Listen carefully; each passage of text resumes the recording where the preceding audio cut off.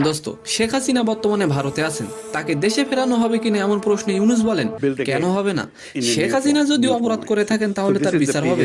দোস্ত, অন্যদিকে সাদিয়া ইমানের অনুমতি না নিয়েই গোপনে ধারণ করা ভিডিওটি ফেসবুকে ছড়িয়ে পড়েছে, আর এর বিরুদ্ধে সাদিয়া ইমান নিলেন বিশাল একটি পদক্ষেপ। সালাম, নমস্কার দোস্ত। অন্তর্বর্তী সরকারের প্রধান উপদেষ্টা ডক্টর মোহাম্মদ ইউনূস বলেন, অপরাধ করে থাকলে শেখ হাসিনাকে ফিরিয়ে এনে বিচার করা উচিত।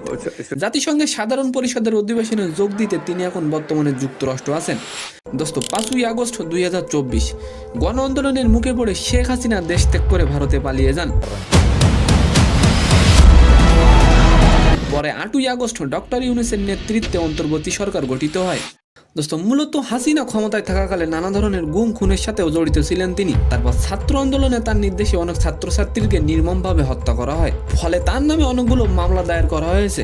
নিউ ইয়র্কের এক অনুষ্ঠানে শেখ হাসিনা বর্তমানে ভারতে আছেন, তাকে ফেরানো হবে কিনা এমন প্রশ্নের জবাবে ডক্টর ইউনূস বলেন, শেখ হাসিনা যদি অপরাধ করে থাকেন তাকে ফিরিয়ে এনে বিচারের মুখোমুখি আনা উচিত। এছাড়া ওই অনুষ্ঠানে তাকে বলা হয়, আপনি কি নির্বাচনে অংশগ্রহণ করবেন? ডক্টর মোহাম্মদ ইউনূস বলেন, আমাকে দেখে কি মনে হয় আমি কি নির্বাচন করব?